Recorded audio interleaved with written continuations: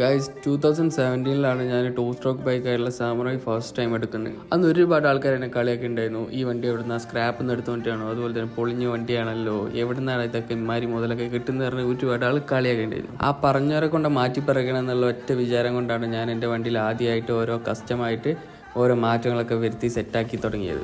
ആദ്യം തന്നെ ഞാൻ അന്ന് സ്റ്റോക്ക് സാമുറായിൽ ചെയ്ത മോഡിഫിക്കേഷൻ എന്താണെന്ന് വെച്ചാൽ ഷോഗറിൻ്റെ മാസ്കും അതുപോലെ തന്നെ ഒരു റിയർ സൈഡിൽ ഒരു അടിപൊളി കാരിയറും ഫിറ്റ് ചെയ്തു. അപ്പോഴത്തേക്ക് വണ്ടിയുടെ ലുക്ക് എൻ്റെ മാറി. പോകെ നമ്മൾ വണ്ടിയിൽ ഓരോ അപ്ഡേഷൻസ് ചെയ്യാൻ തുടങ്ങി. ഹാൻഡിൽ ബാർ മാറ്റിയിട്ട് ബാർ ഹാൻഡിൽ ഫിറ്റ് ചെയ്തു. അതുപോലെ തന്നെ ആക്സിഡൻറ്റിൻ്റെ സ്ക്വയർ മിറേഴ്സ് ആഡ് ചെയ്തു.